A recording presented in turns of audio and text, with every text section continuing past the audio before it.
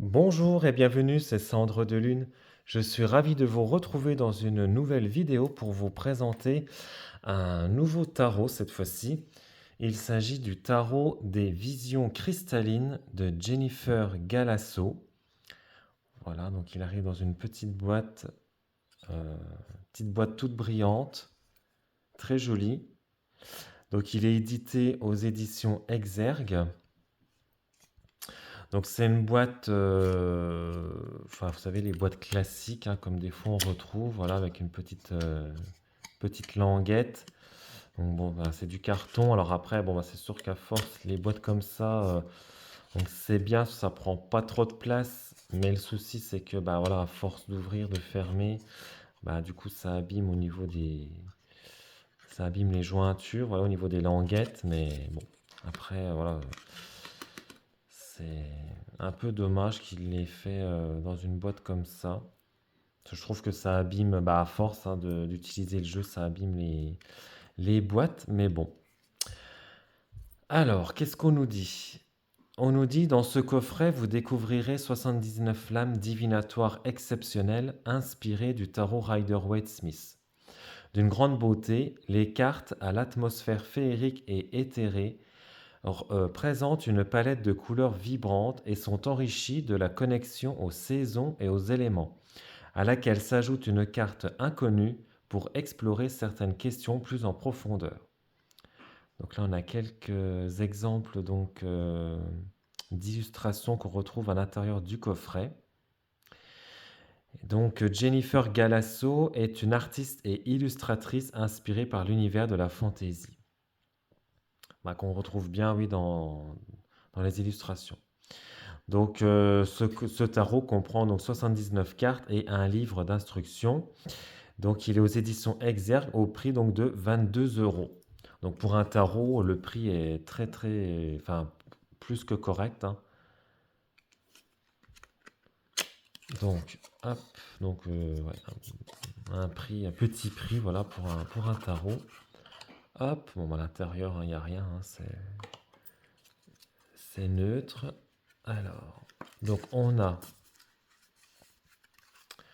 je vais laisser ça là, on regardera après. Donc on a un petit livret en noir et blanc, donc avec donc un sommaire, une introduction, la signification des arcanes majeurs. Donc on a la carte inconnue et après donc on a la signification donc des arcanes mineurs avec donc la suite de coupes. On a la suite d'épée, la suite des deniers et la suite des bâtons. Après, donc, on a l'interprétation des cartes, la croix celtique et donc à propos de l'auteur. Alors, donc, je vais vous lire l'introduction. Donc, le tarot des visions cristallines inspiré des méthodes traditionnelles permettra aux novices d'apprendre facilement à en interpréter les cartes. De nombreux consultants ayant établi une forte relation avec le tarot Rider-Waite-Smith, le tarot des visions cristallines y reste fidèle, avec 78 cartes respectant le symbolisme classique, les intitulés, la numérotation et les suites. Chaque carte présente une palette de couleurs vibrantes et assorties afin d'être aisément reconnaissable dans un tirage. Leurs symboles et leurs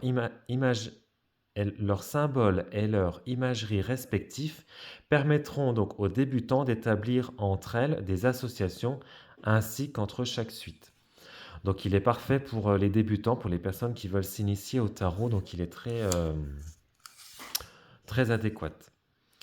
Crystal Visions Tarot, le nom en anglais de ce tarot des visions cristallines, est inspiré du titre du CD de l'auteur-compositrice-interprète Stevie Nicks, Crystal Vision, sorti à peu près au moment où Jennifer créait son tarot.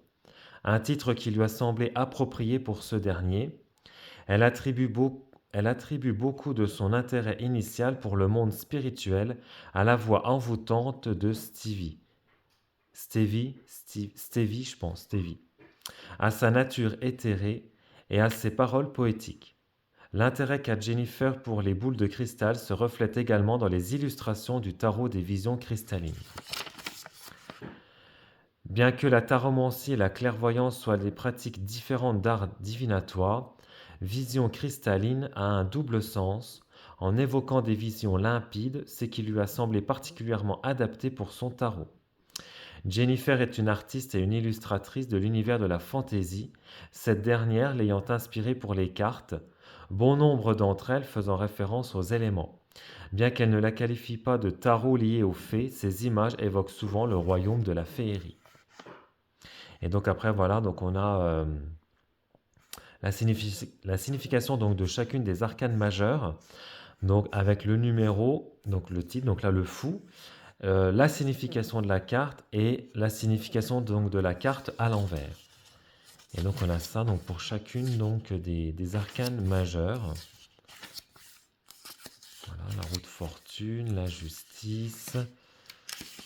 Donc on n'a pas les voilà, on n'a pas les illustrations, hein, c'est vraiment un petit fascicule. Voilà. Et donc là on a la carte inconnue.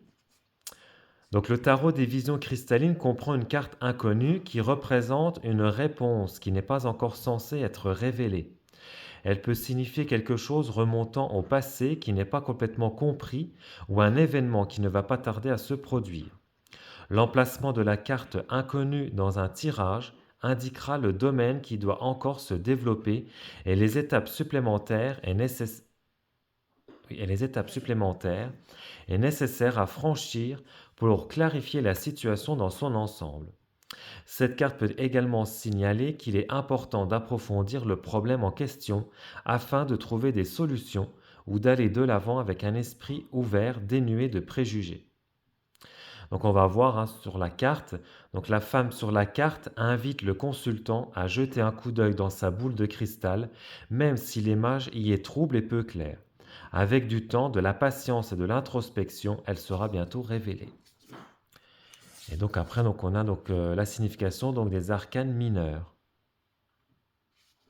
Donc avec donc les coupes. Donc pareil, hein, on a la signification de la carte à l'endroit et la signification de la carte à l'envers. Donc on a la suite d'épée. Donc à chaque fois, elle nous explique, hein, ce que c'est. Donc la suite d'épée, qu'est-ce que ça représente. Voilà, c'est lié à l'élément air.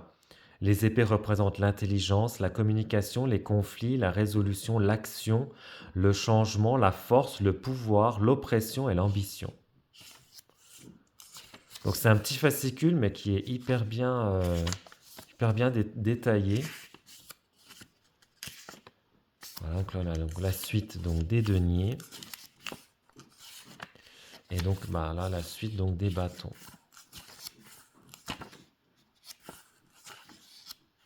Donc après, on a donc l'interprétation des cartes.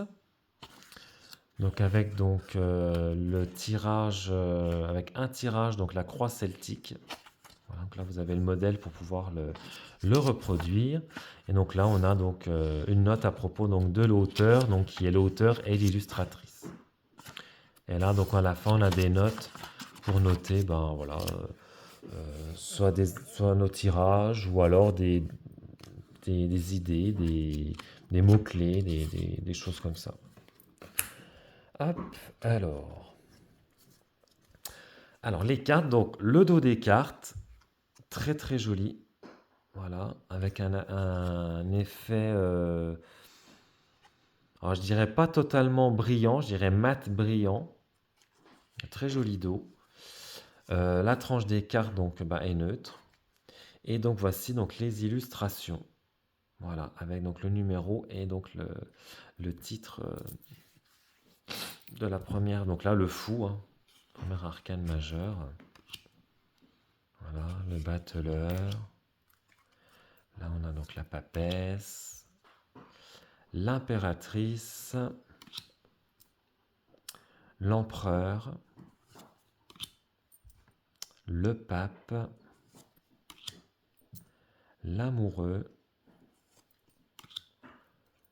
le chariot, la force, l'ermite. Donc oui, c'est vrai que ça fait vraiment penser à une fée. La roue de fortune, très joli. La justice. Le pendu. La mort. La tempérance. Donc là, c'est un ange. Le diable. La tour. Mais c'est beaucoup des représentations féminines. L'étoile. La lune. Voilà. Le soleil. Le jugement. Le monde.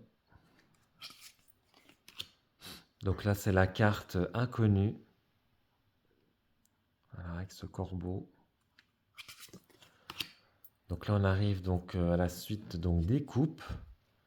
Donc là, on a le roi, la reine, le cavalier, le valet de coupe. Donc là, on arrive voilà, avec le 10, le 9. Hop. Ouais, il y a beaucoup de représentations féminines. Ouais. 3 de coupe, le 2 de coupe, l'as. Là, donc on arrive aux épées.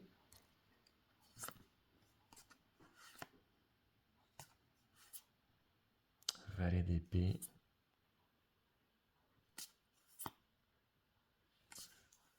Donc ça reprend vraiment, comme l'autrice dit dans le livret, hein, ça reprend vraiment la structure du Rider-Waite Smith.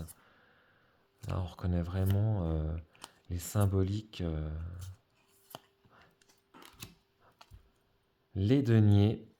J'aime beaucoup les deniers. Ça fait vraiment un côté elfe, je dirais.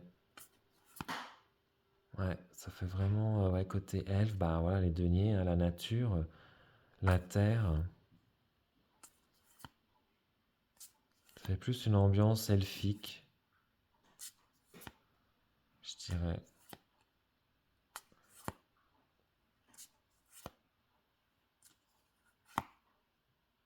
Il est joli l'as de denier. Et donc les bâtons.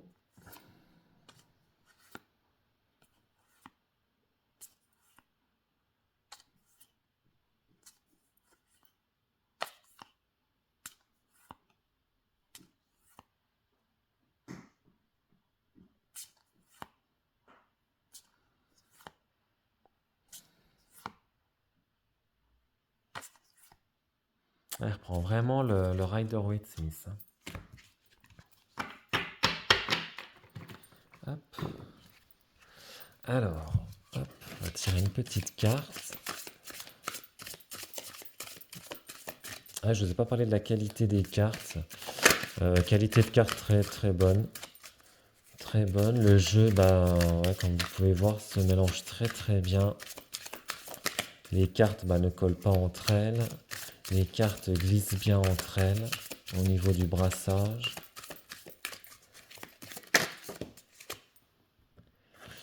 Alors, on a donc le cavalier de bâton. Alors, le cavalier de bâton. Le bâton, c'est celui-là. Alors, donc passionné, confiant, plein de vie et de charme, le cavalier de bâton aime aussi séduire les femmes grâce à son esprit d'aventure. En revanche, il peut être arrogant, stupidement audacieux et insensible. Sur cette carte, il semble frimer un peu avec son énergie exubérante. Il s'agit d'un rappel d'attendre et de réfléchir plus attentivement à la prochaine étape pour ceux qui ont tendance à être impulsifs et à passer trop rapidement à l'action. Voilà, et écoutez, j'espère que la vidéo de présentation du tarot des visions cristallines vous aura plu. N'hésitez pas à vous abonner à la chaîne, à liker la vidéo, à également commenter la vidéo juste en dessous, activer la petite cloche des notifications. Et puis moi, je vous retrouve très prochainement pour une nouvelle vidéo. Ciao!